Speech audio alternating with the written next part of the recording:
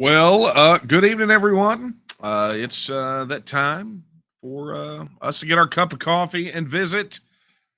Wow, man, I just slid in here at the nick of time. For those of you just joining us for the first time, I am Daniel Miller, president of the Texas Nationalist Movement, and this is Late Night Coffee Talk, where I take a break in the middle of the week from what I'm working on, and we get to share a cup of coffee together or more, right? Depending on how things go.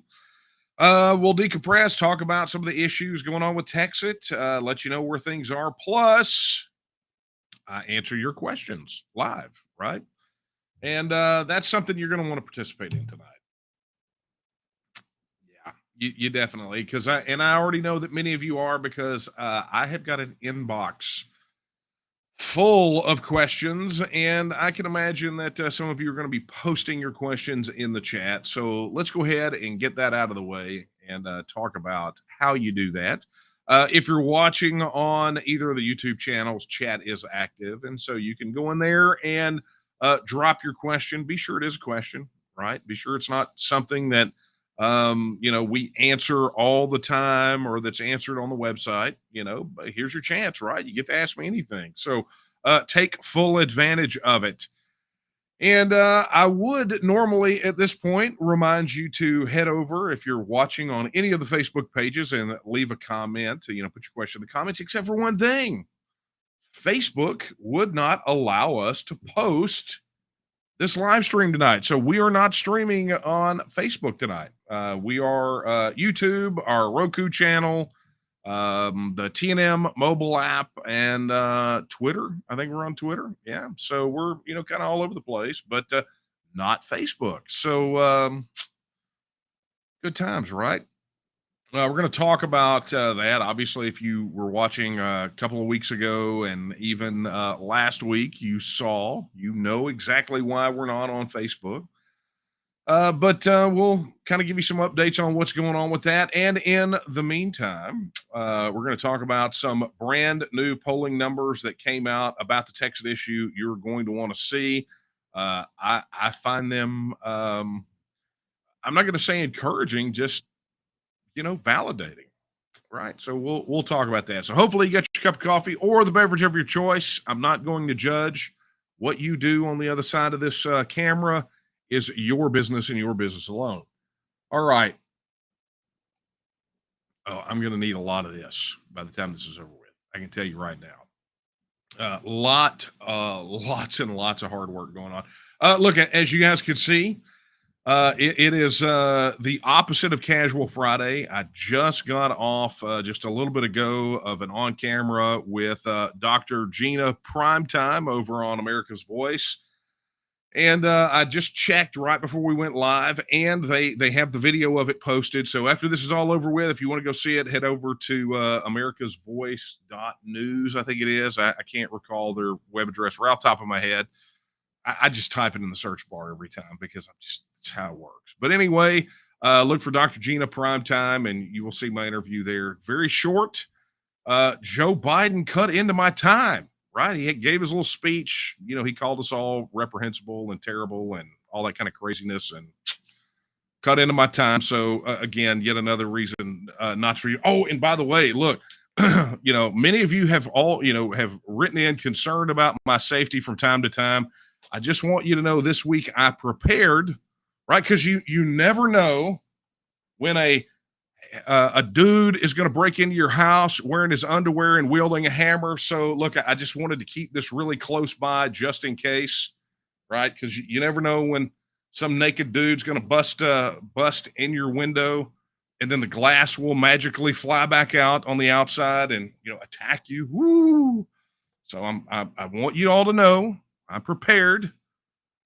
Do not concern yourself with my safety.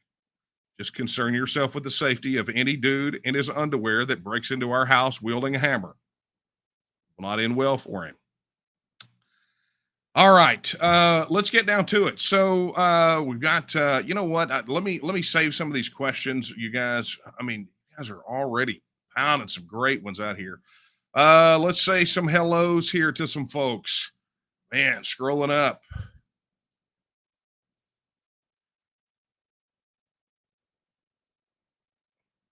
There we go. Hey, Manny Choppa, one of our district directors down there. Hello from North Beach in Corpus Christi. Good to see you. Let's see here. Man, you guys. Yep, some of you have man, there's a city or a town you don't hear very often. Farmer Jay, howdy from D'Hanis. Hey, it's good to see you. Thanks for joining us tonight. Hello from Wheeler County. Thanks for joining us tonight. And hello from College Station. Hey, Cheryl, good to see you. And then, of course, our good friend John Chitwood up there in Denton, and Catherine, our local coordinator down there in Austin, apparently is in San Antonio today, or that could be South Africa. She did not specify, but I'm going to guess it's San Antonio. That's just me. And hello, John, over there in Llano, one of our local coordinators. And then, of course, Sam Kemp, one of our newest deputy local coordinators up there in Greenville. Glad you could join us. And hello to Fry Custom Knives up there in Lubbock, who are making the sabers as a gift for the Line in the Sand Society, right, as part of the Catalyst campaign. So good stuff. And hey, here's to one of our new folks, Katie Garcia, there in New Braunfels. Welcome aboard, Katie. Man, you guys are just piling on. And look, here's with a score update. Astros are up by 5 for those of you that are leaving that pivotal game to join us here tonight. Canton's in the house. Hey, Sana, great to have you here. Just tons and tons of you guys. So be sure to drop your questions in the chat. We'll make sure to get to those. Ricky Tick. All right, so let's hold on to questions. We'll get to those here in a bit, but let's talk about the new poll numbers, right? So I had a link sent to me. I guess it was last week. Did not cover it during last week's coffee talk. I think it probably came in after, because I'm almost positive that if I'd have had it last Wednesday, I would have included it. But that being said, we are talking about it this week. And the polling was attached to a news story on Texas Scorecard, really about the prevalence of thought among Texas Republicans about the irregularities in the 2020 election. And there had been a story where Speaker of the House Dade Phelan essentially said that no Republican believes that there were irregularities with the 2020 election. And I'm fairly certain that this poll was conducted for the purpose of basically rebutting him, especially since, there was a resolution passed at the Republican convention essentially saying that the Republican Party of Texas didn't believe the results of the 2020 election. So, big kind of divide there between a purported Republican Speaker of the House and the Republican Party of Texas. However, that was not the reason that link was sent to me. The reason it was sent to me is there was a Texit-related question added to the survey, right? So let's talk about that. Cool. All right. So here we go. So Defend Texas Liberty PAC. You guys may not have heard of them. If you remember Jonathan Stickland, that's the PAC that Stickland, former state rep. It's the PAC that he is in charge of. And what they wanted to do was take a look at some specific issues, particularly among Republican primary and runoff voters, right? And so here's all the methodology and everything else. So you go through all these various questions on the poll about, if there was a hypothetical race for Senate and it had like John Cornyn and Chip Roy. And so, all the kind of normal stuff. It asked about the election, but tucked there in the bottom was an interesting little question. And it said this: do you believe Texas voters have the right to hold a referendum over seceding from the United States? Now, we'll talk about the question here in a second, but look at those poll numbers, right? 59% yes, 25% no, 16% unsure. Now, if you will recall, it wasn't that long ago that we released the results of a Survey USA poll that showed 66% of likely Texas voters would indeed vote for Texas if it was on the ballot, right? They would vote in favor. And that encompassed Republican voters, Democrat voters, independent voters. And interestingly enough, the way that the question was asked was kind of a straight up or down. Do you want it? Right. And amazingly, it showed 76% of Republican voters. Now, the one thing that the Survey USA poll did not do is it did not countenance whether or not the issue was one that was legal, right? That we had a right. It's a question of legality. Either we have a right or we do not have a right. And so this particular poll, I think probably in an attempt to kind of cut legs out from under some of the previous very positive results we got, decided to broach the subject in that way. Do you even believe that voters have the right to hold a referendum? Right? Very different question. However, when you break it down and you begin to look at this sort of from the perspective of someone being asked this question, here's what you know. You know right off the bat that these are Republican primary voters and runoff voters, and I think the mix was like 78% 12, right, between Republicans and independent voters. And I'm guessing that was self identification in this poll. But interestingly enough, think about it from the perspective of someone answering this poll. Do you believe Texas voters have the right to hold a referendum? Well, the people that are going to vote yes are going to say, well, yeah, we have a right.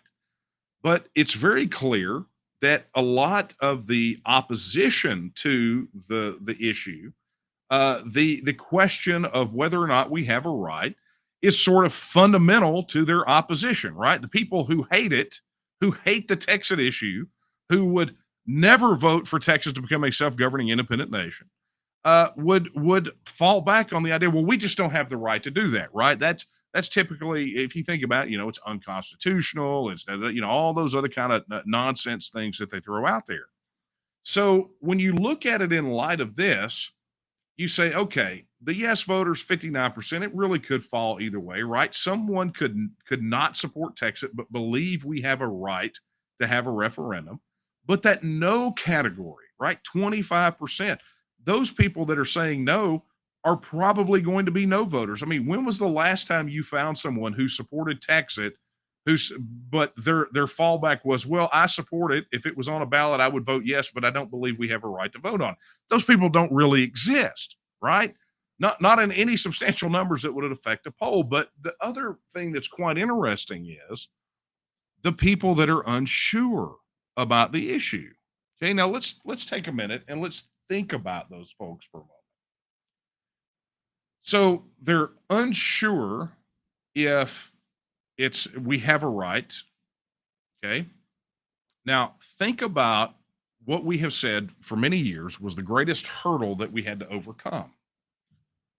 People who believed that Texas independence was the best course of action, but did not know that we legally could do it, right? They had been taught all their lives that, it couldn't be done. So frankly, they were kind of unsure. They really didn't know. So really and truly, when you look at this poll, the no people, I mean, it almost serves as a proxy, not a direct proxy, but I think it really does reinforce the numbers that we saw in the Survey USA poll, right? We know that Republican support was shown at 76% in the Survey USA poll, right? And if you look at this, it pretty well tracks, right? The unsure people, the 16%, are very likely yes voters. They would vote yes for Texas. They just don't even know if it's possible, right? They represent a group of people that we need to reach out to. But you look at it from this standpoint, it's like, okay, 25% say no. So you take the Survey USA poll, the people who said no on the Republican side were about 24%, right? So this tracks. And even with the breakdowns, where I don't have that particular slide here, but the breakdowns of about 78-12, right? 78% Republicans, 12% independents, even that doesn't really dilute the support that much, right? Not even at all. Even with, I think, we had independent support at 53%, something along those lines of the Survey USA poll. So bottom line is, guys, if the Survey USA poll did not tickle your fancy, if you thought maybe that's an aberration, right? Even after we showed the clear trajectory from 2009, moving all the way to the Survey USA poll, here is yet another poll that shows what? That we are the dadgum majority. We're winning, right? It's literally just confirmation of what we already know. So if Research 2000 and 2009 didn't do the trick, right? If the Rasmussen poll in 2010 didn't do the trick, if the Reuters Ipsos poll in 2014 didn't do the trick, if the Survey USA poll this year, back in the summer, didn't do the trick, here's one from October showing that support for Texas independence has abated like none, like zero, right? The support is there. Well, what does that mean? That means we got to keep doing what we got to keep doing, right? Reaching more Texas voters, building that political support, right? Because all political power is inherent in who, right? Who? All political power is inherent in who? The people, right? So we have to get the people, and then we have to organize those people, and then we have to utilize that acquired political power to achieve our aims. Paint by numbers, folks. It's not rocket science. Paint by numbers. Do this, then do this, then do this, then do this, then win. That's what we want to do, is win, right? So I thought I would share that with you. That survey, that poll, those poll numbers are going out to media tomorrow morning. So you guys get first bite at the apple on that one, but they'll go out to media tomorrow, and the rest of the world will know, because I'll tell you that the PAC did not really promote that. They really promoted the 70 some odd percent of Republican voters that believe that there were irregularities in the 2020 election. So look, their poll, their choice what to lead with, but we're going to take it and we're going to blow it up, because it really just, again, confirms what we already know, what we have known for a very long time, that if Texas goes to the polls tomorrow, it wins, and it doesn't win by a little, it wins by a lot. So good news for all of us, right? And great job to every one of you out there in the field, all you active volunteers that are grinding away to connect with Texas voters and share the good news. Look, it does my heart good to be able to stand in front of people at these events, these meetings, ask who in the room is ready for Texas, and then get to tell them you're the majority, not by hair, but you are the absolute majority of Texas voters. That is a unique position for us, to be able to concretely declare to Texans who support Texas that they are indeed the majority. So now we just have to make our legislators, if they can't see the light, we make them feel the heat, right? But we got to get them on our side, and only you can do that, because your constituents. You have to make that happen. All right. Before we tear off into the Facebook thing, because it's going to take a hot minute to get through all that.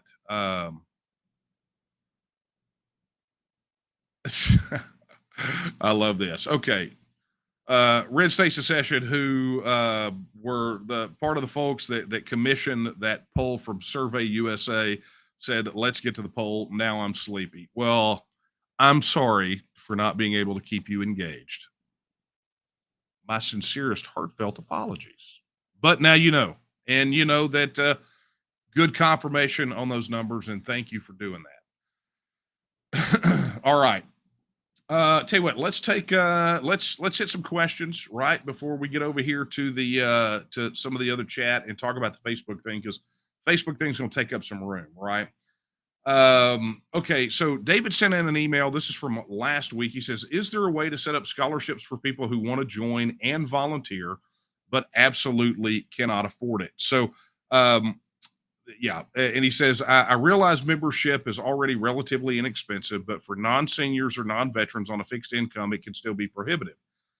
Maybe do volunteer hours for membership exchange. So here's what I'll do. I'm going to show you perhaps one of the worst kept secrets about what transpires in the TNM, and I'm going to show you a path to making that happen. Okay. So let me do this really quickly. I'm going to go ahead and pull up the main page of the website. Give me just 1 second. All right, we'll get to this. Facebook is censoring Texit here in a minute, but doggone it, hang on, guys, wrong thing. Hey, thank you very much. Um, give me just give me just a second. I promise, David, I will get to your question here in a second, but I've got to make sure I think we're here tonight, which would not surprise me, not in the least. All right, so here's what we're going to. Thank you very much. What I'm going to do is I'm going to walk you through this just really quickly and tell you what you need to do. When you are a registered user on the website, right? All you have to do is when you register your support.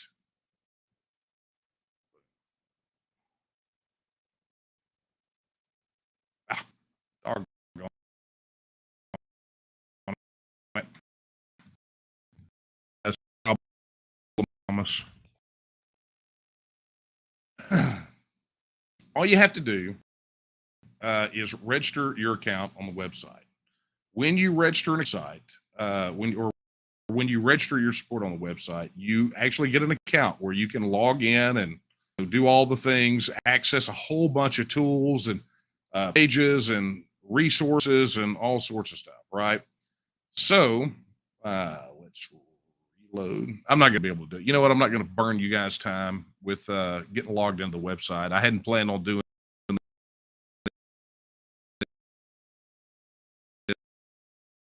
this. I would have been way more prepared for this. But anyway, yeah, see, internet, it literally just dropped one of our streams. So apologies, everyone. So here's the bottom, right? One of the cool parts about what we do is we offer people a way to bootstrap their way into membership, right? We've had it for many years now. And essentially what you do is this. When you register and log in, there's going to be an action menu at the top of the screen, okay? And on that action menu, you will have a section that's called out and links to, I mean, things that are handy, right? To share people. However, one thing you may not realize is when you share your unique ID or use your QR code, which you can find in the mobile app, when people sign up, make contributions on the main contribution form or sign up for memberships, you actually earn store credit, right? We give you credit on the TNM website. And when you go to your outreach page, you will see the accumulation of your store credit, and you can use it for anything, right? You can use it in the TNM store for merchandise, for handouts. Really, to what David's talking about is you can utilize it to purchase membership. Essentially, when you talk about is there a way, maybe volunteer hours for membership exchange? Absolutely. That's essentially what's happening, right? If you help grow the organization and you help bring other folks to the table that can help us keep the lights on and get the word out, you're going to get rewarded for that in store credit, right? And then you spend it however you want to. And again, I know a lot of people that have purchased merchandise, have built enough store credit up that they have to pay for membership again, right? And I think I don't remember what the rate is off the top of my head. I would encourage you or anyone else who is in that position to go out there and do it. You can help build the organization literally just by sharing your link.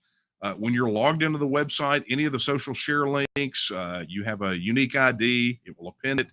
And anyone who registers support, you get credit for. Anyone who becomes a member, you get credit for. Anyone who makes a contribution, credit for. Now, that being said, you only get store credit when that relationship, someone comes on and becomes a member or makes a contribution, right? So we reward you for helping us go out there and reach more Texas voters and keep the lights on. So definitely explore that. And sorry for the rabbit trail. Like I said, I wasn't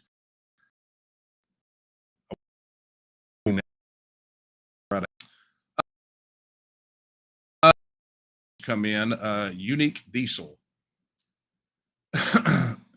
So when we get the winning referendum vote from fine Texans, this starts the process of negotiations and the process of independence. Is anything actionable as an independent nation at the time that the referendum is won? Say we're in an emergent situation and a decision that needs to be mixed with current federal law regulation. Can we act as an independent nation at that point and go against that federal authority? Really, really good question, and I wish there was a simple answer for you because, frankly, the answer to that is rather political and situational, right? So the way things are, nothing changes, and I talk about this in the book. Nothing changes until it changes, right? So the piece of legislation that we're advancing that gives Texans the vote on the issue does a few things within our constitutional bounds after the vote. But from that point forward, you have to look at it kind of in two perspectives. And I think this is kind of the crux of your question here. From one perspective, the political will of the people of Texas has been expressed, right? So the arrow, so to speak, has left the bow. Texas has every right under international law, laws of nations, the primary right of nation states. I mean, any of those various things that you want to look at. Texas has every right at that point to operate as a self-governing independent nation. So the question becomes, which direction do we go? Well, one strategic status nation, right? That is a key of making sure that they're stable with the exit process and that we land on both feet on the other side of it. But there's nothing saying that if there was some sort of crisis, right, some sort of emergency that Texas had to react to at the time that required us to act as a self-governing independent nation, that we would not have the right to do that, right? There's nothing that would prohibit us from doing that other than the political ramifications of it and the potential for sort of blowing up the entire exit strategy. So, an academic question, I would at some point, with obviously much more time than we're that's an hour to 2 hour long conversation. Probably teach a course, an entire course on that aspect of it, and probably should. But thank you so much for your question. Okay, so here's a question. I have no idea how to pronounce this, but the question is, I can't pronounce who it's from because I just don't know. Hypothetical, what happens to the movement if Beto wins? We grow. It makes our job legislatively harder, but who knows? I mean, maybe people like Beto are so full of themselves and so well entrenched in their position, they'll take up on the ballot just to think they're going to shut us. Who knows? Okay, here's another one.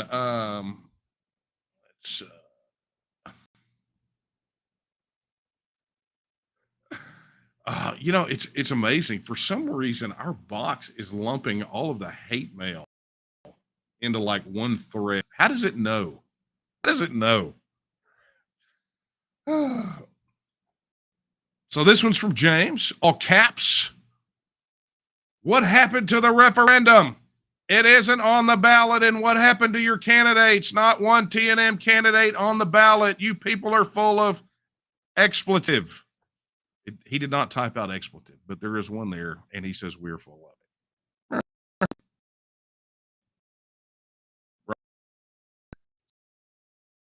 I'm an equal opportunity. What happened to the referendum? That's been covered ad nauseum. We have talked about that. We have explained what the process is, and that the next window would be through this legislative session in November 2023. It is currently November 2022. So I don't know if you missed the memo, but I did see this one earlier, and I'm guessing, given your 16% open rate on our emails, you probably missed it. So, yes, it is not on the ballot, and it would not have gone on this ballot anyway, because that's never what we said would happen. Never. We never said it would be on a November ballot in an election year. Not once. Not a single solitary time. We have said time and time and time and time and time again what the timeline looks like, what the process looks like, and I apologize if we did not come to your house and knock on your door and walk you through it. But as you can imagine, there are 30 million Texans and 17 million voters, and there are not enough volunteers to do that. So I would encourage you to take a little time, spend a little time on the website. Also, damn can on the ballot. Well, that's not entirely correct either.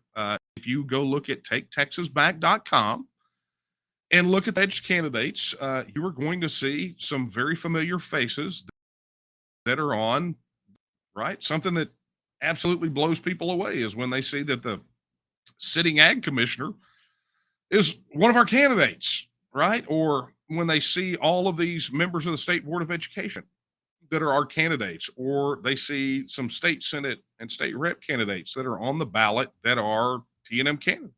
So again, I can't come over to your house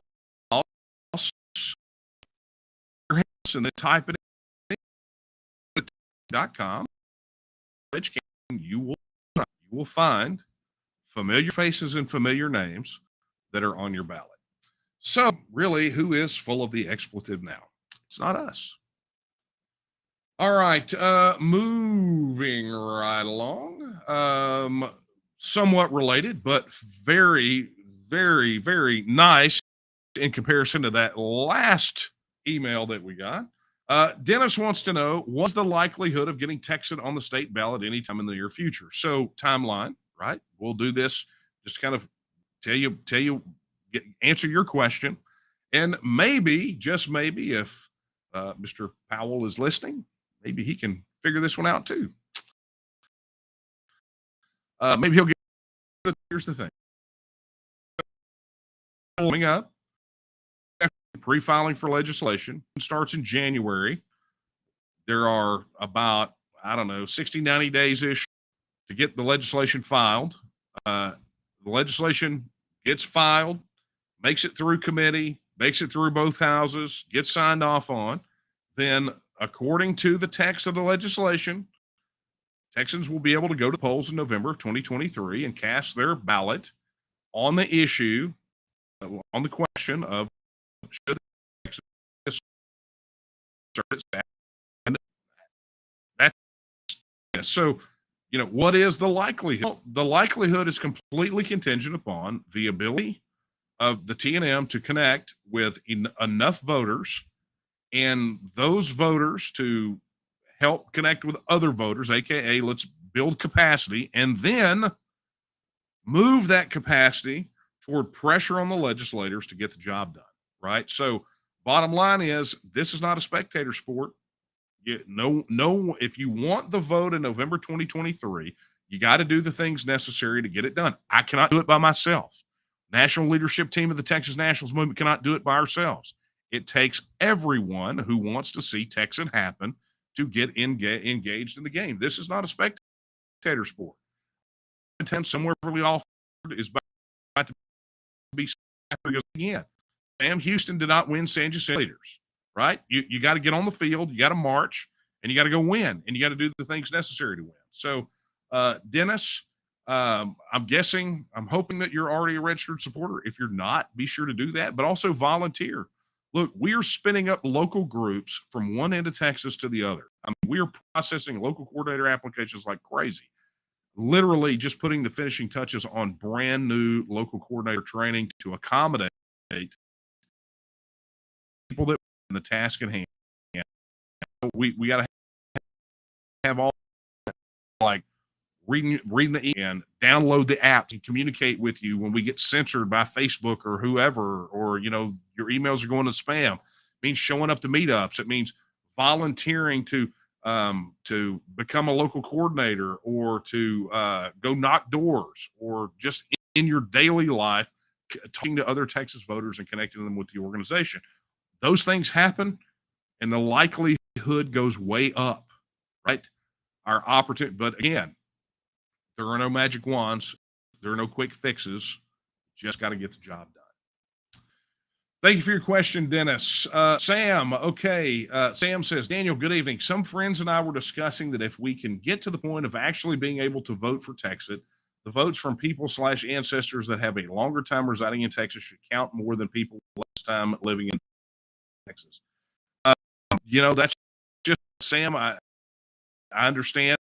That's just the way that it works, right? It's just not the way it works. Anyone registered voter here in Texas will be able to participate in that vote, and that's just the way it works. And I will say this, look, and this is coming from a 6th generation Texan, right? And I imagine you probably got pretty deep roots as well. The people you're talking to, especially given the tone of the question, probably have deep roots as well. But I'm going to tell you what, there are people that have left everything they own, everything they know, to come here to Texas now because they want to help make Texas free and independent. And I'm not the person, nor do I think anyone else should be the person to tell them that their voice is less than mine, right? I just don't think that's the case. I've seen some of those people outwork native borns. They run circles around them because they understand what's at stake. Probably a lot more so than a lot of folks that were born here and have deep roots here. I've seen some vehement opposition come from people that have been here, that are multi-generational Texans that have drunk the Kool-Aid, so to speak. And I've seen people that just have no time at all to see Texas free and independent, just absolutely turn into rock stars. And it's like about the defenders of the Alamo. Look, if Sam Houston or William Travis or Bowie or Crockett or anyone who fought in the Texas Revolution, I know Sam Houston didn't follow, but you get my point, right? Any of those heroes of the Texas Revolution, right? Those weren't born here, but if they can fight and shed blood, and in some instances give their lives for Texas, then who are we to set the bar any higher? But thank you for that, Sam. All right, let's get to this one here. Steven says, and then I got to get to the Facebook thing. So let me see if I can do these quickly.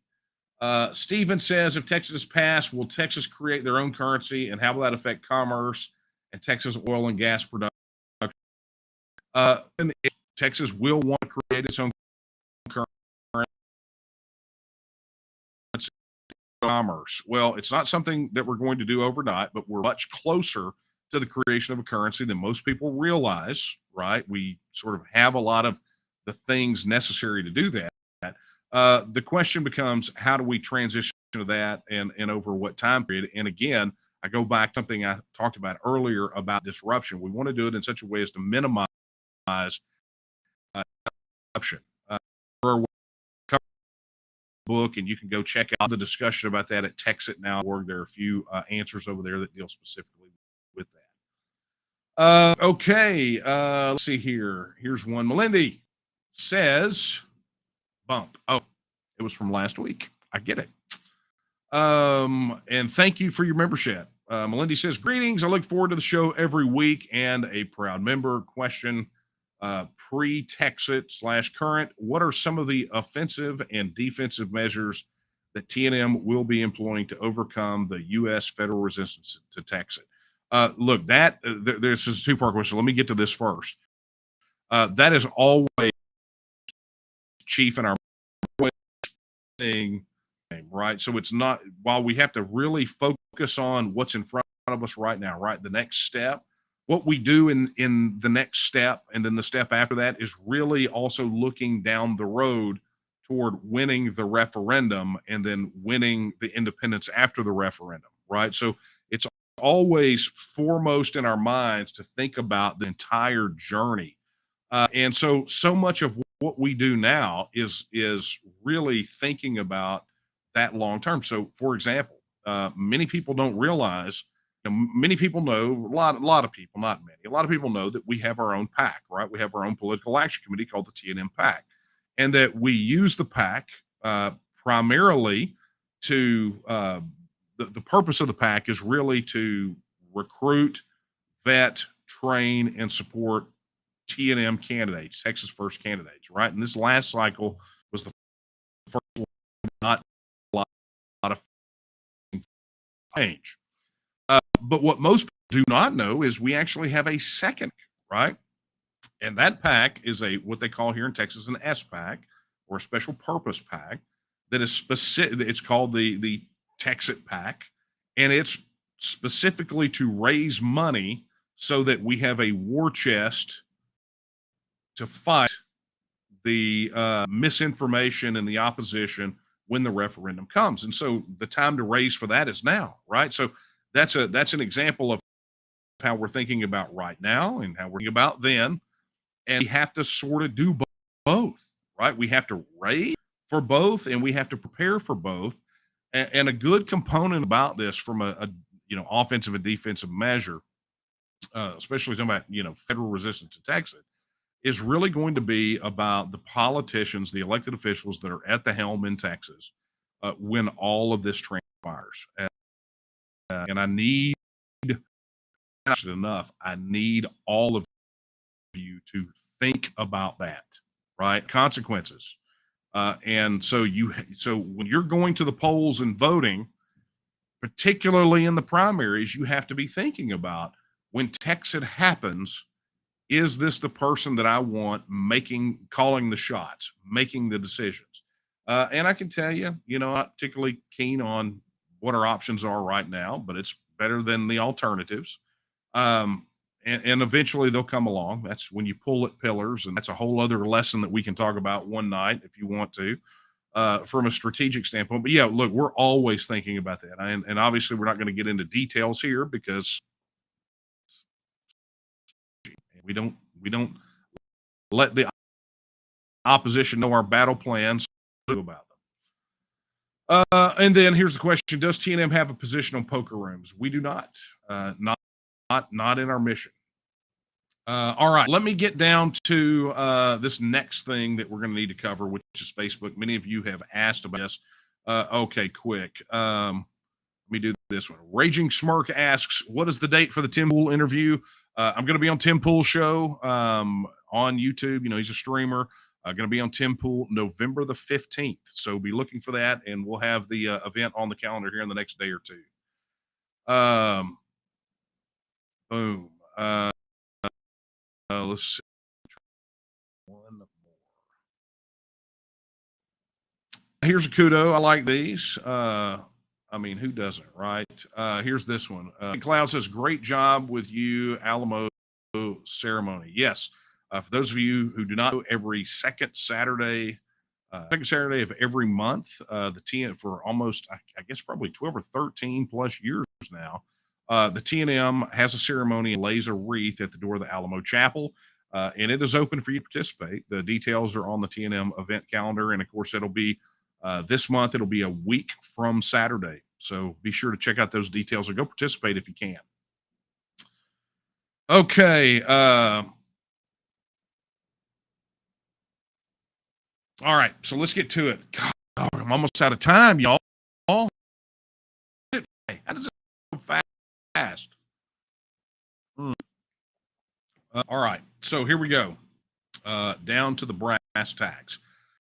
So many of you, we talked censorship since then, and I encouraged many of you last week to send in screenshots book actively banning you from posting texitnow.tnm.me/texit, and you did. However, after some consultation with some parties that I am not at liberty to discuss right now, we have launched this page on our website. And if you go to tnm.me/Facebook, you can help out with this effort. So let me just explain to you, for those of you who do not know what's happening. And by the way, there's a video on this page, so you can go watch it there. Facebook is not allowing people to share the link to our Texit section.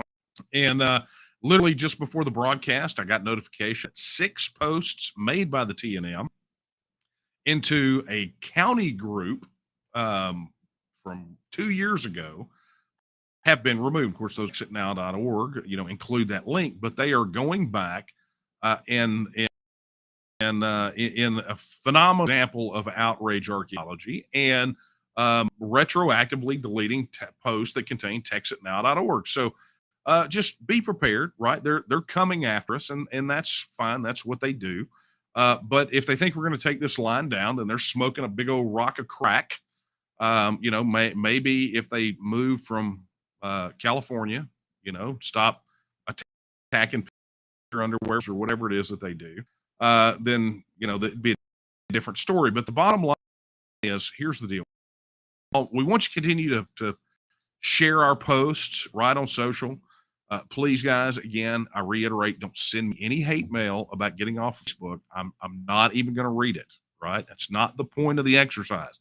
We have to be where Texans are until you can get until you can turn some other platform into the most used social media platform in Texas, then keep it to yourself, right? We have to go over there and go where Texans are, because that's part of our job. All political powers inherent in the people. We got to go where the people are. The people are at Facebook. If you don't like it, take it up with the people. Okay. So, while, you want to, circumvent, do whatever, post other links that don't include the Texit stuff. Look, knock out. All of this exercise right here is screenshots of Facebook preventing you from posting, and specifically the screenshots where it shows that it's violating the community standards. Now, some of you, they've taken it just not even throwing the error. They just give you the circle and just let it circle over and over and over, and it never posts. But for the vast majority, you're getting this message now as well. Now they don't ban you for this, right? So you can go do it as much as you want, but we only need one screenshot from each person, and we need it from as many people as possible, right? We need as many people as possible to do this. I cannot tell you why. That will be abundantly clear rather than later. I'm saying perhaps, I don't know, a couple of weeks or so, right? It'll be very clear why, but we need as many people to do it as possible, right? So go to this page, tnm.me/book. I mean, look, dude, we kept it easy, right? Follow instructions that you see right here, right? Follow these instructions and then submit it here. And people are going to say, well, what if I don't want to give my email address? Right? Because we need it for what it is they're getting ready to do. So, you're super independent people and blah, blah, blah, whatever it is. Okay, that's fine. You don't have to participate. But as it stands right now, we need as many people to do this as possible. And it hasn't gotten any better, right? As I said, these guys are engaging in outrage archaeology. They're going back on posts from, up to 2 years ago. I mean, it started a couple of months, then we started getting notifications about 10-month-old posts, and now they're back to 2 years, and they're on a slash and burn mission. So we're fighting back. This is part of what we need to do to fight back, and we need your participation. So again, that's tnm.me/Facebook.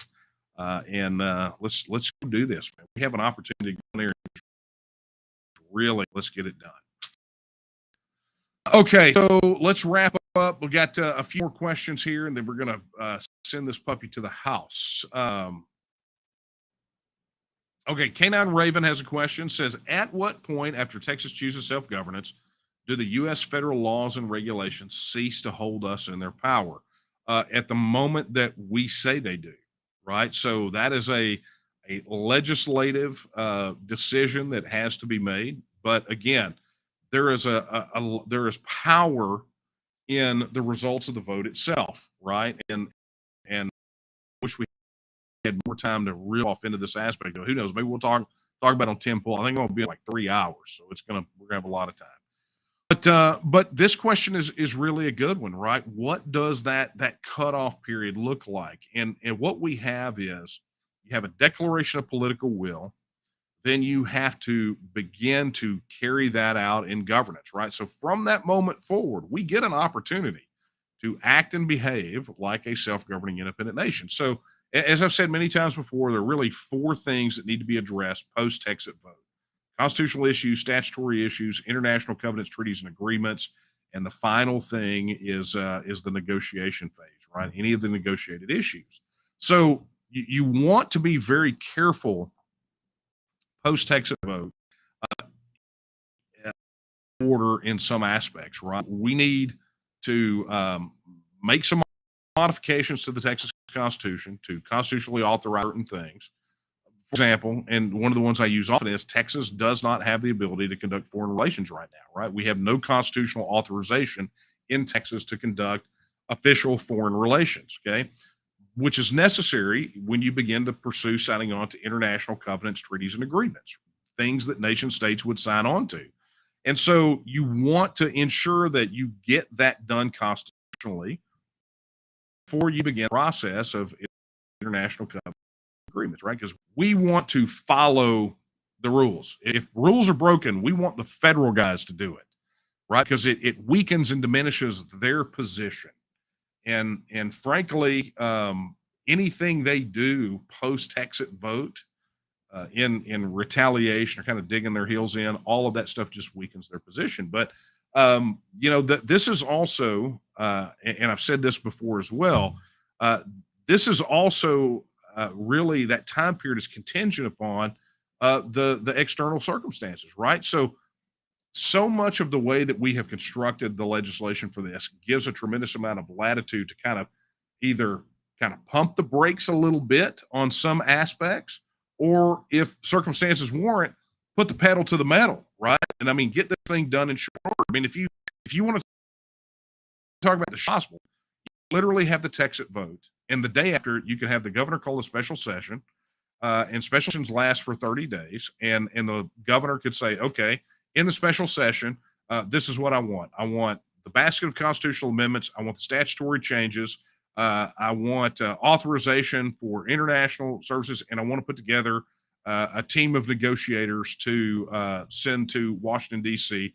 to act on the negotiated issues. So inside of 30 days, and honestly, if those things are pre-drafted, which I suspect they might be, just suspicion, if those things were, say, pre-drafted for what they had to do, then you could see that thing happen fast, right? If you have willing pro-Texit elected officials. And I know people are going to say, well, then we're doomed because of who we have. Not necessarily, right? There are, and I've said this before, pure Gene Sharp, there are 3 mechanisms for dealing with regimes, right? There are kind of 3 ways.